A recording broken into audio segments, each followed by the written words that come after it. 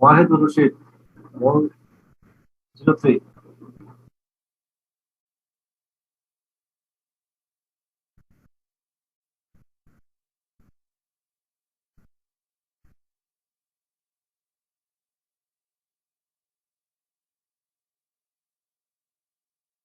Or 06. Tahia Tasnim, 111.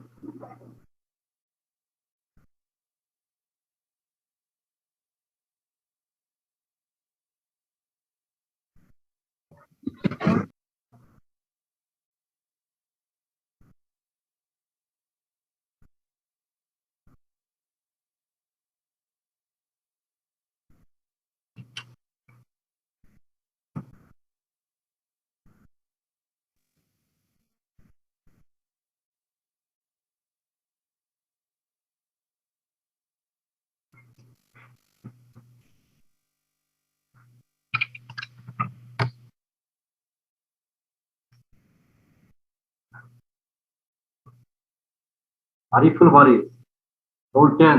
আমাকে শুনতে পাও? জি স্যার, আমি শুনতে পাচ্ছি স্যার। আচ্ছা, লাস্ট ক্লাসে কোন পর্যন্ত পড়ানো ছিল?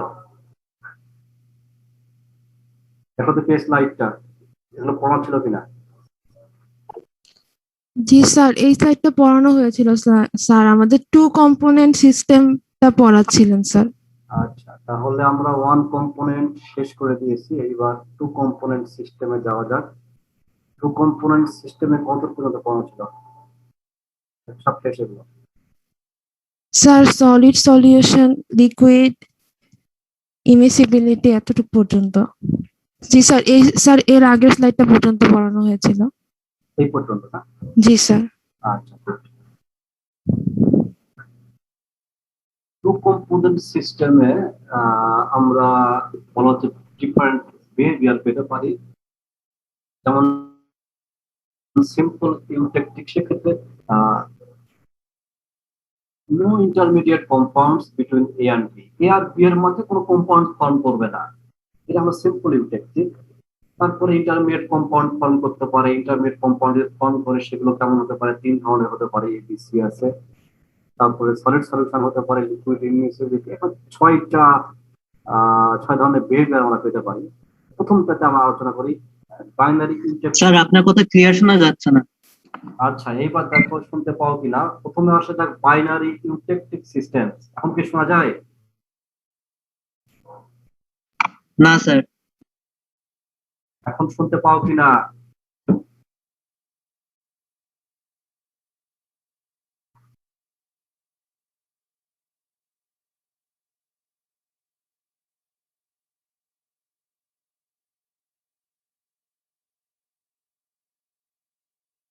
মোশাররফ হোসেন, জি স্যার। এখন শুনতে পাওয়ার কথা? জি স্যার, ক্লিয়ার শোনা যাচ্ছে না স্যার। এখনো সাউন্ড একটু কম মনে হচ্ছে স্যার। সাউন্ড কম মনে হচ্ছে কেন? আমি তো এইভাবে ক্লাস নিলাম, কতদিনও তো সমস্যা হয় নাই, আজকে সমস্যা হচ্ছে কেন বলতো?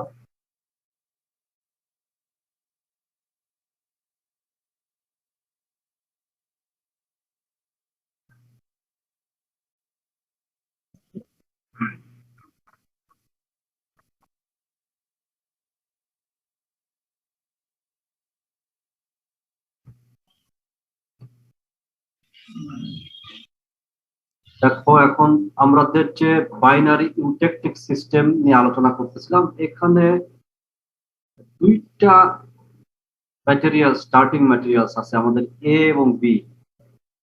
এখন শুনতে পাও কিনা, শোনা যায় কিনা এবং দেখা যায় কিনা? আরিফুল বাড়ি, স্যার আমি দেখতে পাচ্ছি স্যার, শুনতেও পাচ্ছি। আচ্ছা গুড, তাহলে আমি চালিয়ে যাই। এখানে দুইটা স্টার্টিং ম্যাটেরিয়ালস, এ এবং বি।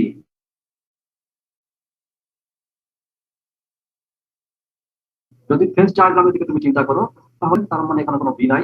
ডান পাশে গেলে বি আস্তে আস্তে বাড়তেছে, 10%, 20% এভাবে বাড়তে বাড়তে একটা সময় যে বি 100%, তার মানে এ তখন ডান পাশে জিরো। এখানে দেখো নিচের পোর্শনে এ প্লাস বি, তার মানে এ এবং বি সহাবস্থান অবস্থায় থাকে, এদের মধ্যে কোনো কম্পাউন্ড ফর্ম করে না। কিন্তু এই যে টিই টেম্পারেচার, এই টেম্পারেচারের উপরে গেলে বাম পাশে লিকুইড প্লাস এ, এর সঙ্গে লিকুইড থাকে, বি এর সঙ্গে লিকুইড, আর এই মাঝামাঝি যে রিজিয়ন এখানে শুধুমাত্র লিকুইড, তার মানে এ এবং বি এর মাঝে কোনো কম্পাউন্ড ফর্ম করতেছে না। এটা হচ্ছে বাইনারি ইউটেকটিক সিস্টেম। এটা একটা উদাহরণ দিয়ে আমরা বুঝিয়ে দিলাম। আহ আমি যে কথাগুলো বললাম সেগুলো এখানে বলা আছে যে লেফট রাইট ডায়াগ্রাম, লেফট সাইডে এ 100%, বি 0 মানে পিওর ফেজ এ, এবং বাম পাশ ডান পাশেরটা পুরো pure B phase. Melting temperature of A T A, এর মেল্টিং টেম্পারেচার টি এ এবং বি এর মেল্টিং টেম্পারেচার টিবি। এগুলো বলা হচ্ছে কনগ্রুয়েন্টলি মেল্ট। তার মানে হলো প্রত্যেকটারই ওয়েল ডিফাইন্ড মেল্টিং টেম্পারেচার আছে, যেগুলো সরাসরি সলিড থেকে লিকুইডে চলে যায়। এবং আরো বলা হচ্ছে যে টিএ এবং টিবি এই পর্যন্ত যাওয়ার আগে কোনো এই কম্পোজিশনে কোনো লিকুইড পাবা না, কিন্তু যদি কম্পোজিশনটা বাড়ায় যাও তখন তুমি এখানে লিকুইড ফেজ পাওয়া সম্ভব। তাহলে আমরা প্রথমটা জানলাম বাইনারি ইউটেকটিক যে সিস্টেম, সেই সিস্টেম সম্পর্কে আমাদের জানা গেল। এইবার আমরা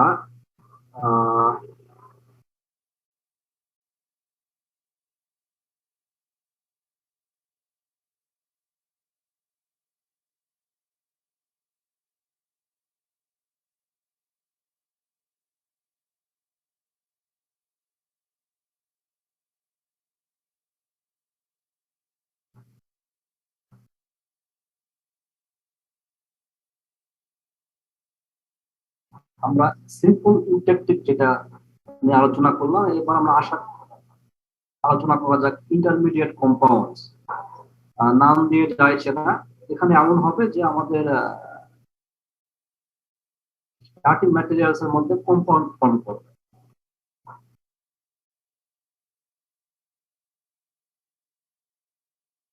বলা হচ্ছে এ এবং বি এইটা কম্পাউন্ড ফর্ম করে ইন্টারমিডিয়েট কম্পাউন্ড, যেমন এ বি হতে পারে, এ টু বি হতে পারে, এ বি 4 হতে পারে। এবং এইটা 3 ভাবে ধরনের প্রপার্টি শো করতে পারে। কিছুক্ষণ আগে আমি যেটা বললাম, কনগ্রুয়েন্টলি হতে পারে, ইনকনগ্রুয়েন্টলি হতে পারে, ডিসোসিয়েট হতে পারে। কনগ্রুয়েন্টলি বলছে লিকুইড ফেজ এবং সলিড ফেজ থাকবে, both of same composition, প্রত্যেকটার সেম কম্পোজিশন হবে at equilibrium melting temperature। আর ইনকনগ্রুয়েন্টলি বলা হচ্ছে সেইটা যেখান থেকে সলিড ফেজ থেকে যেটা ফর্ম করবে সে আলাদা সলিড ফেজ এবং লিকুইড হবে। আমাদের এটা মনে হয় উদাহরণ দিয়ে বললে তোমাদের জন্য সুবিধা হবে। জেনে নাও 3টা ফর্ম হতে পারে।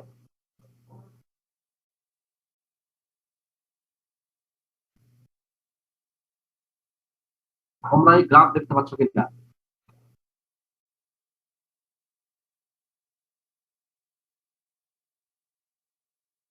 রাকিউল ইসলাম 07। यस सर, দেখতে পাচ্ছি স্যার। আচ্ছা, জি স্যার। এখানে দেখো কনগ্রুয়েন্ট মেল্টিং ইন্টারমিডিয়েট কম্পাউন্ডস, এ থেকে আমাদের লিকুইড ফেজ পেতে পারি আমরা। তারপরে এ থেকে দেখো এ টু বি তৈরি হচ্ছে, মানে তাদের মধ্যে কম্পাউন্ড ফর্ম করতেছে। আমার যে কথাটা বলতেছিলাম, frequently two components A B react to form A B হতে পারে, A to B হতে পারে, এগুলো আমাদের হতে পারে। এবং লিকুইড ফেজ থেকে সলিড ফেজ হতে পারে, অথবা সলিড থেকে লিকুইড হতে পারে। এটা হচ্ছে কনগ্রুয়েন্ট। দেখো বি থেকে A to B আছে, এগুলো আমাদের ইন্টারমিডিয়েট কম্পাউন্ড এবং এটা কনগ্রুয়েন্টলি মেল্ট করতেছে। এখানে বলা হচ্ছে 2টা ইউটেকটিক আছে, E1 eutectic for A to B portion of the diagram and A to B portion for the diagram. E1 এই অংশটুকু এবং E2 এই অংশের জন্য একটা ইউটেক্টিক পয়েন্ট এবং এইটার জন্য একটা ইউটেক্টিক পয়েন্ট। সলিড থেকে লিকুইড হয়ে যাচ্ছে।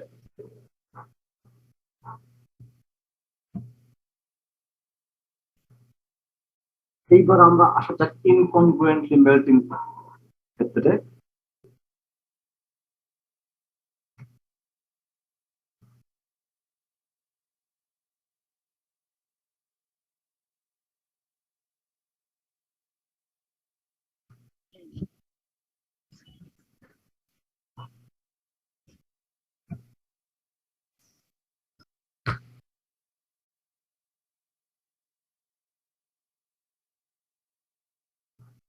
এইটাকে বলা হচ্ছে পেরিটেকটিক টেম্পারেচার টিপি। আমরা দেখি টিপি কোথায় এবং পি ওয়ানটা কোথায়। এই জায়গাটা একটা লিকুইড ছিল, সেই লিকুইড থেকে আমরা এই পোর্শনটাতে কি আছে, লিকুইড প্লাস বি আছে, কিন্তু এখানে এসে দেখো লিকুইড প্লাস AB2, মানে একটা ফেজ থেকে আমাদের আরেকটা ফেজে যখন পাবো আমাদের এইটা হলো পেরিটেকটিক, সরি কি বলছিল, পেরিটেকটিক, হ্যাঁ পেরিটেকটিক টেম্পারেচার, এবং এই ধরনের বিহেভিয়ারকে বলা হবে পেরিটেকটিক পয়েন্ট।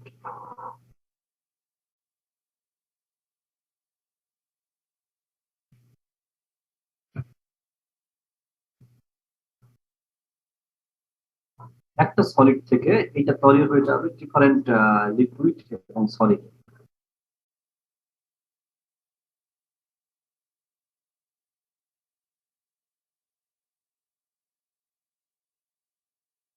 এইবার আমাদের প্রথম দুইটা নিয়ে আলোচনা করা হলো, আমরা এবার আলোচনা করব থার্ড ওয়ান, সলিড সলিউশন। তোমাদের সলিড সলিউশন সম্পর্কে জানার কথা, তারপর আমি ইনিশিয়ালি দুটা কথা বলে নিই। সলিড সলিউশন হলো আমরা সলিউশন সম্পর্কে জানি, এবং সলিউশন সম্পর্কে যখন জানি তখন আমরা লিকুইড সলিউশন নিয়ে আলোচনা করি।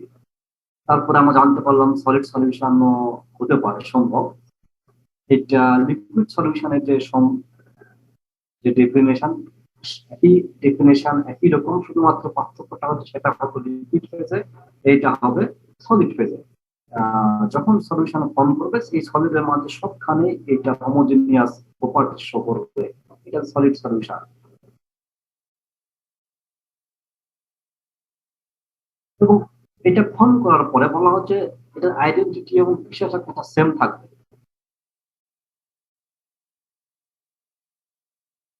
এবং যখন একটার মাঝে আরেকটা ডিজলভ হয়ে যাবে তখন যার মধ্যে ডিজলভ হয়ে যাচ্ছে সেইটার ক্রিস্টাল স্ট্রাকচারটা এটা রিটার্ন করবে।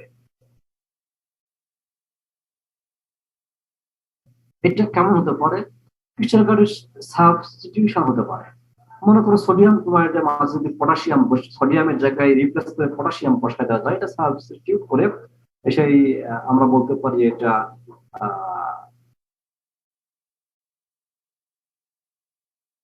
সলিড সলিউশন ফর্ম করছে সাবস্টিটিউশনের মাধ্যমে।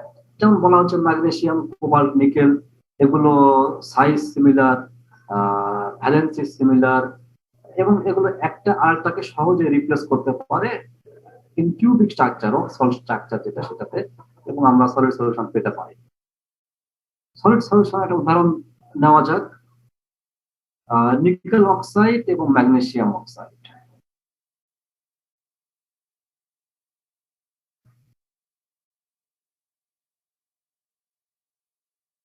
এটাকে বলা হচ্ছে কমপ্লিট সলিড সলিউশন। দেখো কমপ্লিট সলিড সলিউশন বলার কারণ হলো 0 থেকে 100% পর্যন্ত এটাকে রিপ্লেস করতে পারি আমরা। টেম্পারেচার রেঞ্জ এটা যদি 2000 সেক্ষেত্রে এটা হতো 1800 বা 1850 এরকম হতে পারে। আর এর পাশে এটা 2750 এরকম হতে পারে। এই কম্পোজিশনে দেখো 20% কম্পোজিশনে এইটা 2050 পর্যন্ত হয়তো সলিড থাকে, তারপরে যেটা থাকবে সেটা হচ্ছে সলিড প্লাস লিকুইড ফেজ, এবং আরো টেম্পারেচার গেলে পুরো লিকুইড হয়ে যাবে। কিন্তু যদি এমন হয় ম্যাগনেসিয়াম 80% থাকে, নিকেলকে রিপ্লেস করে, সেক্ষেত্রে কিন্তু এটা সলিড সলিউশন থাকবে একেবারে 2500 টেম্পারেচার পর্যন্ত। তারপরে এটা তোমার লিকুইড প্লাস সলিড হবে, তারপরে 2600 ডিগ্রি বা 2700 ডিগ্রিতে যেটা ফ্লোকুইড লিকুইড হয়ে যাবে। কারণ কম্পোজিশনের সাথে আমাদের কত টেম্পারেচার পর্যন্ত সলিড থাকবে এবং কত টেম্পারেচার সলিড প্লাস লিকুইড তৈরি হবে এবং কত টেম্পারেচার লিকুইড তৈরি হবে সেটা আমরা বুঝতে পারি। এটা হলো সলিড সলিউশন। যখন নো ম্যাক্সিমা নো মিনিমা তখন কমপ্লিট সলিড সলিউশন বলতেছি আমরা। এবার complete solid solution minima A B আছে, solid plus liquid, solid plus, এই যে দেখো মিনিমাম পয়েন্ট আছে। এই ধরনের যদি কোনো গ্রাফ হয় তাহলে আমরা বলবো complete solid solution with minima. যদি গ্রাফটা জাস্ট উল্টা পাশ ধরনের হয়ে যায় তাহলে আমরা বলবো complete solid solution with maximum.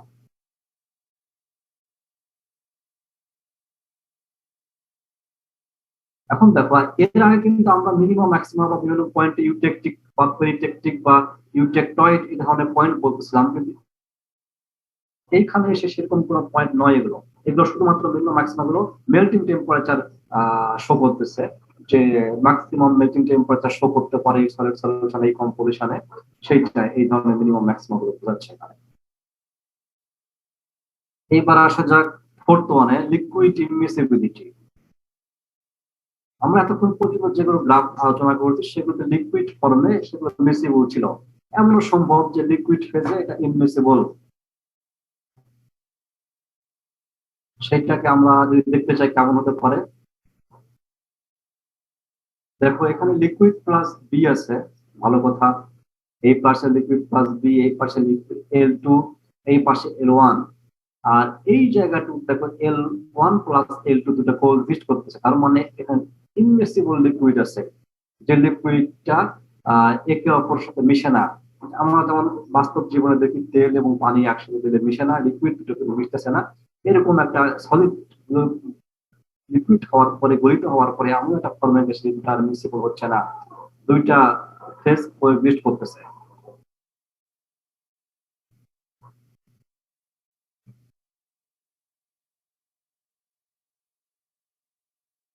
এরপরে আসা যাক সলিউশন।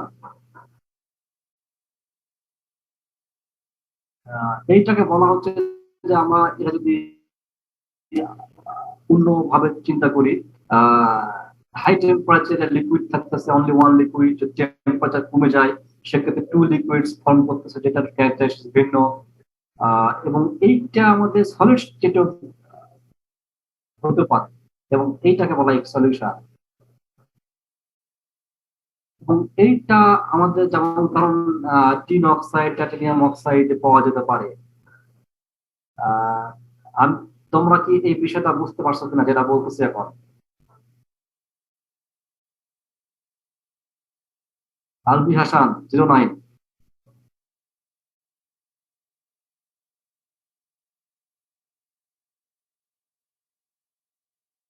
আশফাকুর সালেহ 14। জি স্যার। বুঝতে পারছো কিনা? যেমন লিকুইড ফেজে আমাদের এমন হয়ে গেল যে কোএক্সিস্ট করতেছে দুইটা লিকুইড কিন্তু মিসিবল না। এরকম যদি আমাদের সলিডের ক্ষেত্রে হয় যে দুটা সলিড ফেজ ফর্ম করতেছে কিন্তু তারা টেম্পারেচার চেঞ্জ করার পরে অন্য সলিডে রূপান্তর হয়েছে দুটা ফেজে, সেক্ষেত্রে আমরা বলবো এই সলিউশন। ক্লিয়ার? জি স্যার, বুঝছি। আচ্ছা, এরপরে আসা যাক পলিমরফিজমে। পলিমরফিজমে দেখো ম্যাটেরিয়ালসটা একই, আমাদের এ বি আছে। তোমাদের সম্ভবত পলিমরফিজম সম্পর্কে জানা থাকার কথা, যেমন একই ম্যাটেরিয়ালসে কয়টা ফর্ম থাকে। কোনটা হচ্ছে দেখা গেল সিলিকা, সিলিকার কয়টা ফর্ম আছে, কোনটাকে আমরা আলফা বলি, কোনটা বিটা, কোনটা হচ্ছে কিউবিক স্ট্রাকচার, কোনটা হচ্ছে হেক্সাগোনাল স্ট্রাকচার, কোনটা হচ্ছে তোমার টেট্রাগোনাল স্ট্রাকচার। এগুলোকে আমরা ম্যাটেরিয়ালসটা এক কিন্তু ক্রিস্টালোগ্রাফিক ওরিয়েন্টেশন, ক্রিস্টালোগ্রাফিক স্ট্রাকচারটা ভিন্ন, তখন সেগুলোকে আমরা বলি কি পলিমরফিজম। সেরকম ক্ষেত্রে আমাদের দেখো এই কম্পোজিশনটা চিন্তা করো, এ বি দিয়ে আমরা এ প্লাস বি আছে, এইখানে আমাদের আলফা স্ট্রাকচার থাকতেছে এই টেম্পারেচার পর্যন্ত। টেম্পারেচার আরো বৃদ্ধি করে সেটা বিটা ফর্ম করতেছে। সাপোজ এটা কিউবিক, টেম্পারেচার আরো বৃদ্ধি করে সেটা হেক্সাগোনাল হয়ে যাচ্ছে। এবার আরো টেম্পারেচার বৃদ্ধি পাইলে সেটা দেখা গেল যে টেট্রাগোনাল হয়ে যেতে পারে। আমি একটা উদাহরণস্বরূপ বলছি, এরকম যদি হয়ে থাকে সেটাকে আমরা বলবো পলিমরফিজম। এবং এই ধরনের ক্রিস্টাল স্ট্রাকচার থেকে আমরা এই ধরনের ফেস ডায়াগ্রাম পেতে পারি।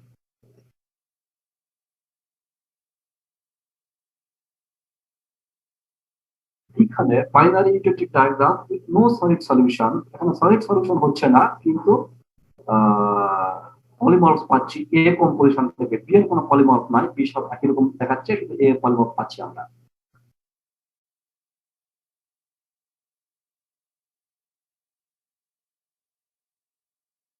আমরা ওয়ান কম্পোনেন্ট সিস্টেম জানলাম, টু কম্পোনেন্ট সিস্টেম জানলাম, এইবার থ্রি কম্পোনেন্ট সিস্টেম সম্পর্কে জানবো।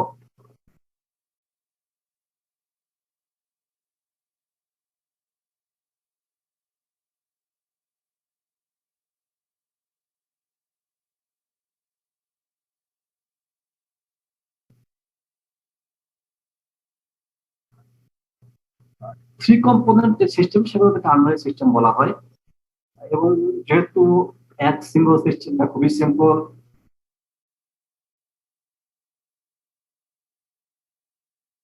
টু কম্পোনেন্ট সিস্টেম একটু কমপ্লেক্স, কম্পোনেন্ট যোগ করলে অবশ্যই সেটা কমপ্লেক্সিটি আরো বৃদ্ধি পাবে। এবং ফেজ রুলস বিকাম, আমাদের যে ফেজ রুল ছিল সেখানে আমাদের থ্রি কম্পোনেন্ট সিস্টেম যেহেতু, সেক্ষেত্রে কেমন হতে পারে সেটা আমাদের দেখা যাক।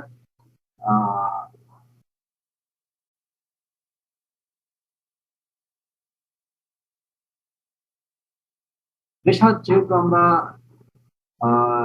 অনুষ্ঠান রাখি, সেক্ষেত্রে আমাদের এখানে টু এর পরিবর্তে আমরা ওয়ান লিখতে পারি, এবং সেক্ষেত্রে আমাদের ফেজ রুল হবে 4 - p। এবং যেহেতু এইটা ভ্যারিয়েন্ট গুলো বেশি, সেক্ষেত্রে এখানে আমাদের 3D মডেল প্রয়োজন হতে পারে। যেমন এখানে দেখো সিম্পল ইউটেকটিক টার্নারি সিস্টেম, যদি তিনটা সিস্টেম থাকে সেক্ষেত্রে আমাদের এ বি সি তিনটার জন্য আমাদেরকে আলাদা আলাদা ভাবে করতে, সেক্ষেত্রে 3D মডেল প্রয়োজন হতে পারে ফেজ ডায়াগ্রাম শো করার জন্য। স্বাভাবিকভাবে এইটা কমপ্লেক্সিটি বৃদ্ধি করবে।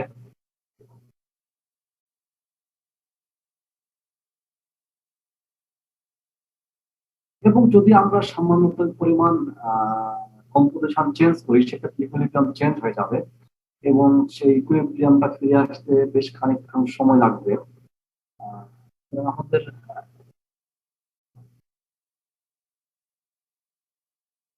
যেগুলো ফেস নিয়ে আলোচনা করি সেগুলো সবসময় যে ইকুইলিব্রিয়াম ডায়াগ্রাম, সেগুলো নন ইকুইলিব্রিয়াম বিহেভিয়ার থাকতে পারে। নন ইকুইলিব্রিয়াম বিহেভিয়ার কেন হতে পারে সেটা দেখো, sluggish kinetics, rapid heating or cooling, nucleation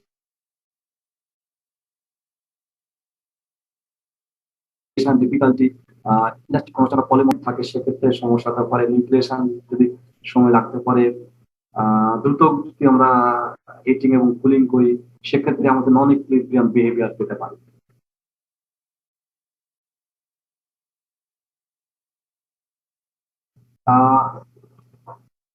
আমাদেরকে আমি থ্রি কম্পোনেন্ট সিস্টেমটা খুব সংক্ষেপে শেষ করে দিলাম, কারণ হচ্ছে যে থ্রি কম্পোনেন্ট সিস্টেম যেহেতু কমপ্লেক্স, এটা নিয়ে আমি ডিটেলস আলোচনা করলাম না। তাহলে আমরা এখানে দেখো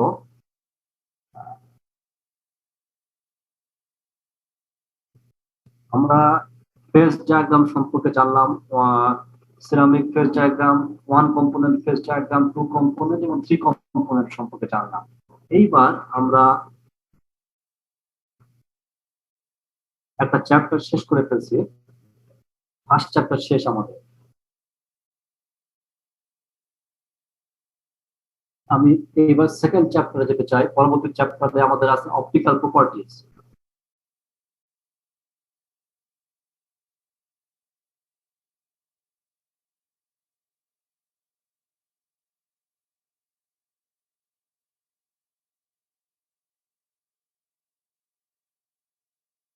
optical properties of ceramic material সম্পর্কে আমরা জানবো।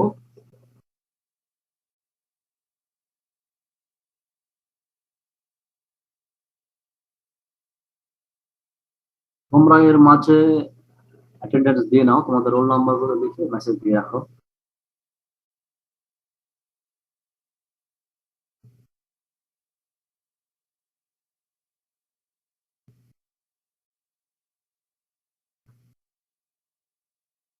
আর স্লাইড ঠিক মতো দেখা যাচ্ছে কিনা? আরিফুল পারি? জি স্যার, দেখা যাচ্ছে স্যার। আচ্ছা, আমরা একটা চ্যাপ্টার অলরেডি শেষ করে দিয়েছি, আবার আর একটা চ্যাপ্টারে যাব। আর দুটো চ্যাপ্টার মনে হয় পড়াতে হবে আমাকে, অপটিক্যাল এবং ইলেকট্রিক্যাল। তোমাদের আরেকজন শিক্ষক উনি কোন চ্যাপ্টারগুলো পড়াচ্ছেন? কে পড়াচ্ছেন?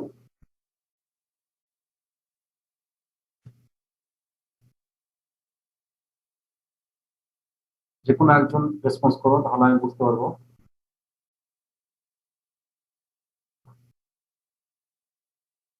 আলী রিশাদ? জি স্যার। তোমাদের আরেকজন শিক্ষক যিনি পড়াচ্ছেন তিনি তোমাদের কি পড়াচ্ছেন এখন? স্যার অনেকদিন আগে তো ক্লাস হয়েছে স্যার। ও আচ্ছা, অপটিক্যাল, আমি তোমাদের অপটিক্যাল প্রপার্টি শুরু করছি। অপটিক্যাল প্রপার্টি তো পড়াচ্ছে না, তাই না?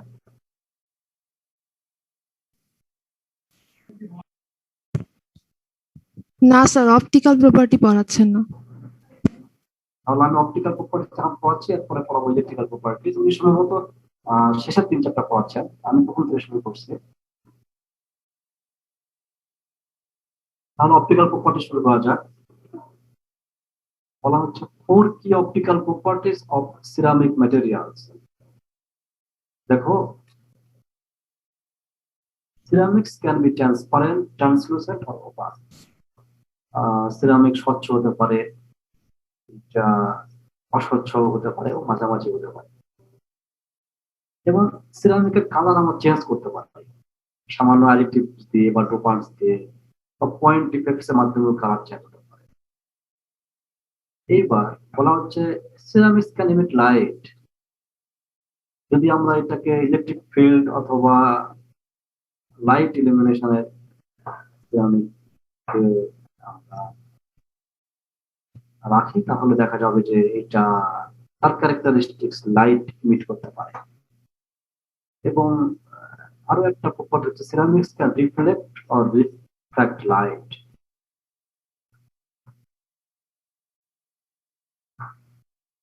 এখন দেখো, এটা তোমাদের নর্দনের বই থেকে নিয়েছি। আমি যেখান থেকে পড়াবো তোমাদের বইয়ের রেফারেন্স গুলো দিয়ে দিচ্ছি। এটা মূলত 3টা বই থেকে আমি তোমাদের জন্য স্লাইড তৈরি করছি। 3টা বইয়ের নাম তোমাদেরকে আমি বলে দেবো। এখন একটা বললাম, পরবর্তীতে আর 2টা বইয়ের নাম আসবে। তোমরা ওই বইগুলো স্টাডি করলে পরে জানতে পারবা বিষয়গুলো সম্পর্কে। দেখো, আমাদের এখানে ইলেকট্রোম্যাগনেটিক যে স্পেকট্রাম, তোমরা এটা জানো, ইলেকট্রোম্যাগনেটিক স্পেকট্রাম সম্পর্কে তোমরা জানো। এখানে আমরা দেখি শুধুমাত্র একটা স্মল পোর্শন, এতটুকু জায়গা। এটা বোঝার সুবিধার্থে বড় করে দেখানো হয়েছে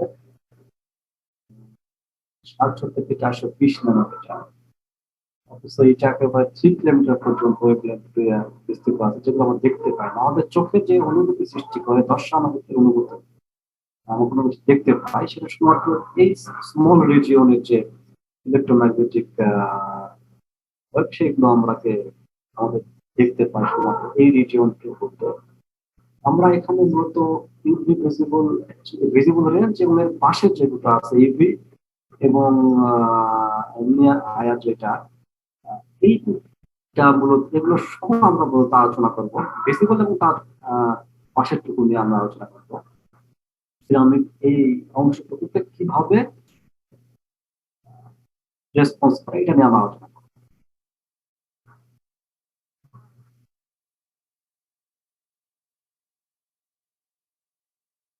বলা হচ্ছে যে সিরামিকের যে অ্যাবজর্পশন হয়, আমরা একটু মূলত অ্যাবজর্পশন নিয়ে আলোচনা করবো।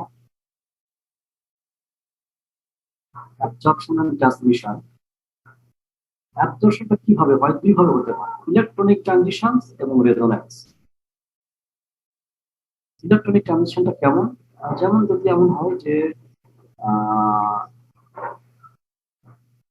লাইট ফেলার পরে ইলেকট্রন কিছু এনার্জি অ্যাবজর্ব করে সেইটা স্টেটে চলে গেল, যদি অ্যাভেলেবল স্টেট থাকে সেক্ষেত্রে এটা ইলেকট্রন ট্রানজিশন হতে পারে। অথবা এমন হতে পারে যে ভাইব্রেশন এবং রোটেশন,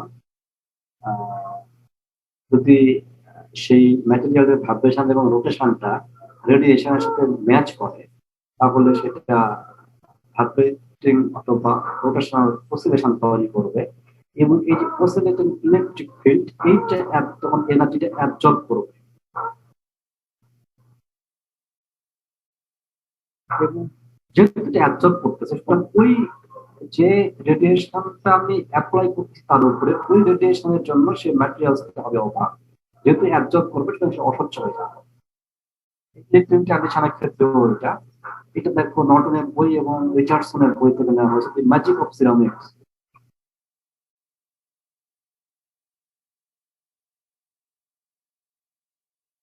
রিচার্ডসনের আর একটা বই আছে, রিচার্ডসনের দুটা বই, একটা হচ্ছে ম্যাজিক অফ সিরামিক এবং মডার্ন সিরামিক ইঞ্জিনিয়ারিং, এই দুটা বই এবং নর্টনের বই, তিনটা বই থেকে মূলত আমি স্লাইড তৈরি করেছি।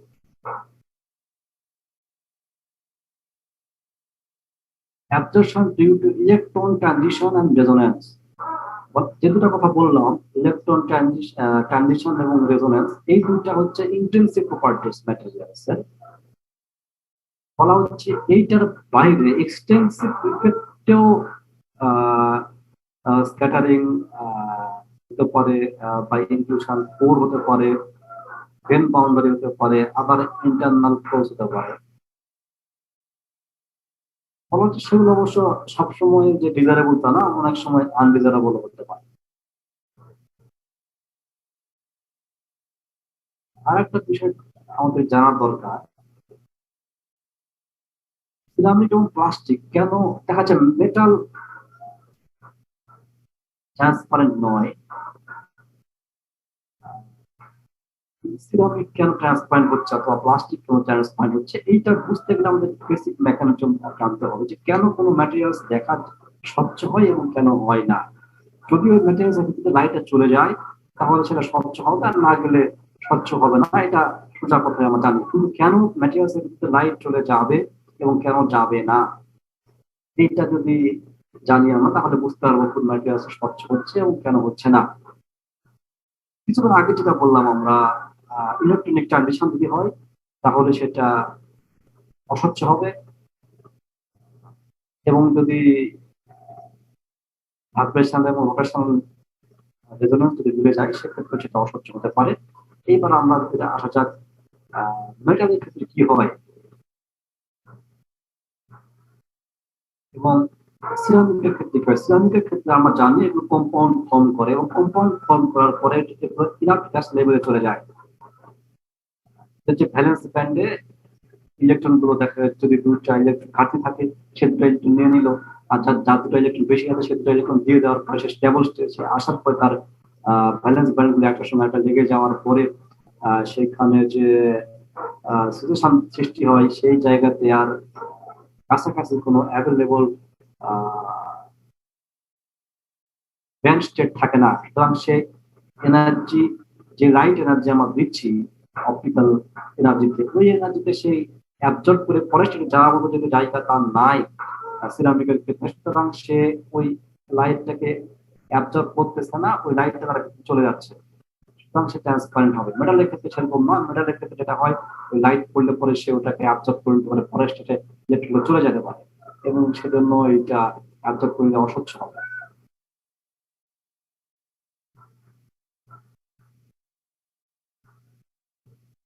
এখন বলা হচ্ছে যে সিরামিক ট্রান্সপারেন্ট হবে, কিন্তু যদি পলিক্রিস্টালাইন সিরামিক সেগুলো ট্রান্সপারেন্ট হতে পারে আবার নাও হতে পারে। যদি গ্রেন থাকে, গ্রেন বাউন্ডারি থাকে, পোর্ট থাকে, কোনো ইনক্লুশন থাকে, সেগুলো অনেক সময় দেখা যায় যে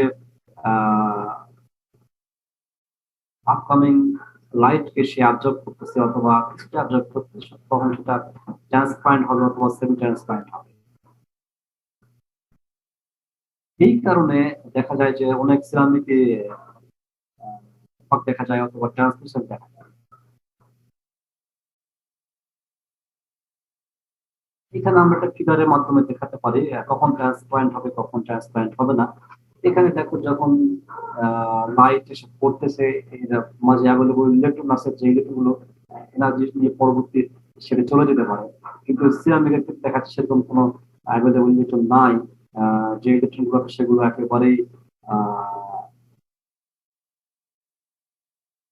অ্যাডজাসেন্ট ইলেকট্রন, সেক্ষেত্রে এগুলো এনার্জি নিতে পারতেছে না হচ্ছে, এবং মেটালের ক্ষেত্রে যেগুলো নিতে পারতেছে সেক্ষেত্রে এগুলো ট্রান্সপারেন্ট হচ্ছে না।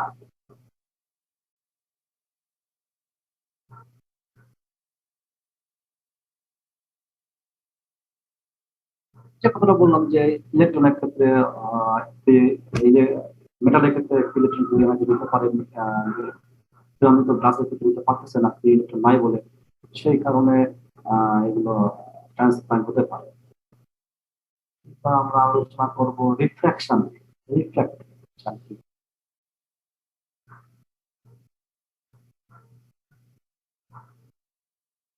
যদি একটা মিডিয়াম থেকে আর একটা মিডিয়ামে লাইট পাস করে, যখন ট্রান্সপারেন্ট ম্যাটেরিয়ালস এর ক্ষেত্রে আলোচনা করতেছি আমরা, সেক্ষেত্রে লাইটের ভেলোসিটি পরিবর্তন হয়। এই যে ভেলোসিটি যে পরিবর্তন হয় এইটাকে আমরা বলতেছি রিফ্র্যাকশন, এবং পরিবর্তন হওয়ার ইন্ডেক্স অফ রিফ্র্যাকশনের মাধ্যমে এটা আমরা ম্যাথমেটিক্যালি প্রকাশ করতে পারি। সেটা কেমন হতে পারে, ভাকুয়ামে এইটার ভেলোসিটি কত এবং যে ম্যাটেরিয়ালটা ব্যবহার করতেছি আমরা সেই ম্যাটেরিয়ালে কত। সাপোজ দ্যাট আমরা একটা গ্লাস নিলাম, গ্লাসের মধ্যে ভেলোসিটি কত এবং ভ্যাকুয়ামের ভেলোসিটি কত, এই দুটো রেশিওটা হচ্ছে ইন্ডেক্স অফ রিফ্র্যাকশন। আমাদের সিলেবাসে আছে ইন্ডেক্স অফ রিফ্র্যাকশন। সুতরাং আমরা ইন্ডেক্স অফ রিফ্র্যাকশন সম্পর্কে জানলাম।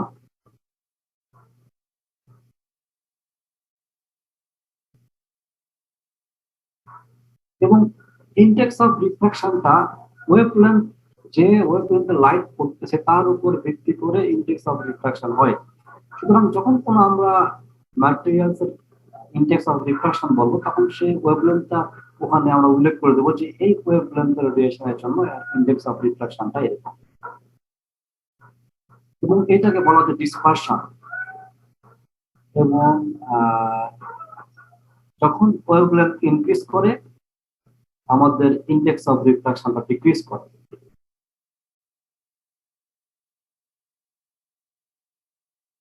সাধারণ রুল হচ্ছে ওয়েভলেন্থ বাড়লে ইন্ডেক্স অফ রিফ্র্যাকশন কমে যায়। এখন বলা হচ্ছে যে যদি আইসোট্রপিক কোনো ম্যাটেরিয়াল হয়, আইসোট্রপিক মানে সব দিকে একই রকম, সেক্ষেত্রে ইন্ডেক্স অফ রিফ্র্যাকশন ইউনিফর্ম হবে সব ডিরেকশনে। কিন্তু যদি এইটা এমন হয় যে কৃষ্ণগ্রাফি ডিরেকশন ওরিয়েন্টেশন বিভিন্ন দিকে বিভিন্ন রকম, যেমন টেট্রাগোনালের ক্ষেত্রে, সেক্ষেত্রে কিন্তু ইন্ডেক্স অফ রিফ্র্যাকশন একই রকম হবে না। কিন্তু কিউবিক যদি সব দিকে একই রকম, সুতরাং এটার ইন্ডেক্স অফ রিফ্র্যাকশন সব দিকে একই রকম হওয়া হবে।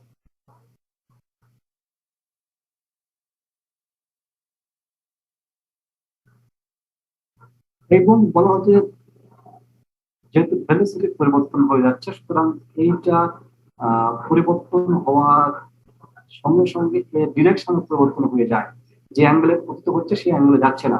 এটাকে আমরা বলছি রিফ্রাকশন। তোমরা স্কুলে পড়ছো এটা, এটা is equal to sine I by sine আর।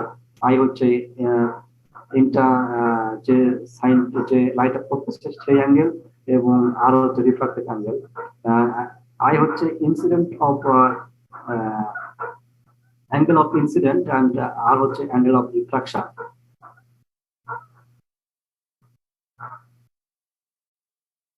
এবং এখান থেকে আমরা রিফ্রাকশন যে অ্যাঙ্গেল সেটা বের করতে পারি সাইন আর। সহজ একটা উদাহরণ আছে, তোমরা সম্ভবত স্কুলের বই বা কলেজের বইগুলো পড়ছো, যে পানির মধ্যে আমরা যে বস্তুকে যেখানে আছে বলে প্রতীয়মান হয় আসলে সেখানে থাকে না।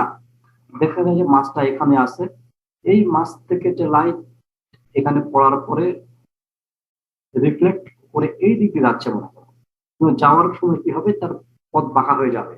তখন সে যদি এদিকে যায়, তখন আমি যখন এখান থেকে দেখবো তখন দেখা যাবে যে আমার দেখে অভ্যস্ত সোজাসুজি, এবার আমার কাছে প্রতীয়মান হবে লাইটটা মনে হয় এখান থেকে যাচ্ছে, এবার আমার কাছে মনে হয় মাছটা এই জায়গাতে। এইটা হচ্ছে রিফ্রাকশনের কারণে এটা হয়। এটা হলো প্র্যাকটিক্যাল এক্সাম্পল। তোমরা পানির মধ্যে কোনো কিছু রেখে দিয়ে দেখতে পারো যে এটা, যদি তুমি একটা পানির মধ্যে সোজা লাঠি ঢুকাই দাও, দেখবা যে সেখানে পাখা দেখাচ্ছে। এটা কারণ হচ্ছে angle of refraction.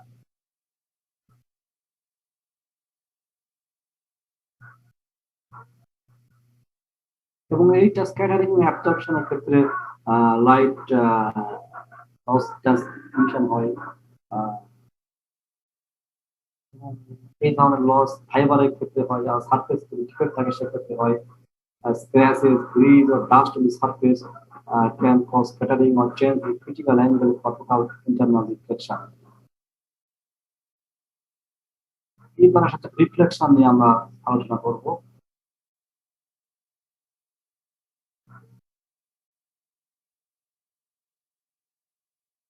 রিফ্লেকশনটা refractive index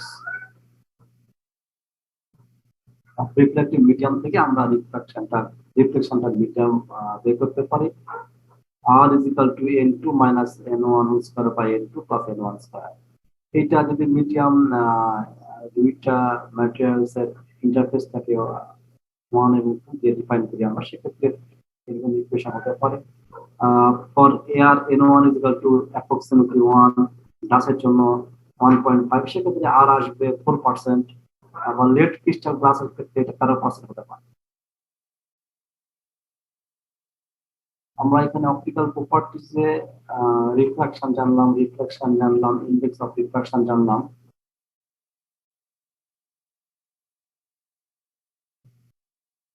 তোমরা যদি চাও তাহলে আমি অপটিক্যাল প্রপার্টিজে আর একটা স্লাইড আছে, এটাকে আজকে শেষ করে দেবো, এটা আরেকটা দিন রাখবো।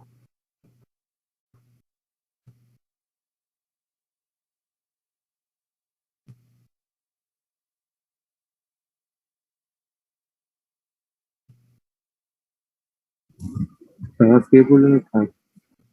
সেভ পর্যন্ত থাক না, তাহলে অপটিক্যাল প্রপার্টিজে আর একদিন ক্লাস নেব, এবং ইলেকট্রিক্যাল প্রপার্টিজে সেক্ষেত্রে আর হয়তো দুটা ক্লাস মিলে আমি শেষ করে দিতে পারবো। তোমাদের এখন কত সাইকেল চলতেছে? স্যার আমাদের 11 সাইকেল চলতেছে স্যার। আচ্ছা, তাহলে আর দুটা ক্লাস আশা করি নিলে শেষ করে দেওয়া যাবে। স্যার আমাদের একটা সিটি নেওয়া হয়েছিল স্যার, আরেকটা সিটি বাকি আছে স্যার। আরেকটা সিটি নেক্সট ক্লাসে পরে দাও। জি স্যার। অপটিক্যালটা শেষ করে দিই। জি স্যার। অপটিক্যাল শেষ করে দিই, ইলেকট্রিক্যাল হয়তো কিছু নেওয়া যাবে নেক্সট ক্লাসে, তারপরে দিতে পারো, বা একবার কোর্স শেষ করে ক্লাস দিতে পারো, তোমাদের একটা অসুবিধা নেই। আমি নেক্সট সিটিটা নেব হচ্ছে অপটিক্যাল এবং ইলেকট্রিক্যালের উপরে। জি। তাহলে আজকে এই পর্যন্তই। তোমাদের যদি কোনো প্রশ্ন থাকে আমাকে জিজ্ঞাসা করতে পারো।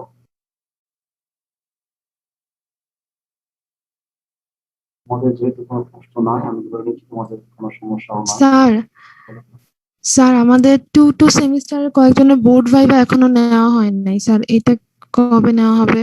আচ্ছা, যেহেতু বোর্ড ভাইভা নেওয়া হয় নাই, ওটা শুধু আমারটা বাকি আছে না? স্যার কয়েকজনেরটা বাকি আছে। না না, শুধু আমার জি মাত্র স্যার, বাকি আছে জি না? স্যার, শুধু আপনার কোর্সের বোর্ড ভাইভাটা বাকি আছে। তাহলে এক কাজ করো তোমরা, আগামী ক্লাসে ক্লাস নেওয়ার পরে তোমাদের যে কজনের বাকি আছে সেই কজনের বোর্ড ভাইভা নিয়ে নাও। স্যার আগামী ক্লাসের পরে? নেক্সট দিন আছে কত তারিখ আজকে? স্যার আজকে 21 তারিখ। তাহলে 28 তারিখ। জি স্যার। 28 তারিখে আমি ক্লাস নিয়ে তোমাদের বোর্ড ভাইভা নেব, যে কজন বাদ আছে। আমি ওটা একটা লিঙ্ক তোমাদেরকে দিয়ে দেবো, যারা ওই ক্লাস চলাকালীন সময় তোমাদেরকে লিঙ্ক দিয়ে দেবো, লিঙ্ক দিয়ে তোমাদের যে কজনের বাদ আছে বোর্ড ভাইভা ওটা নিয়ে নেবো। জি স্যার। আচ্ছা, এখানে শেষ করছি।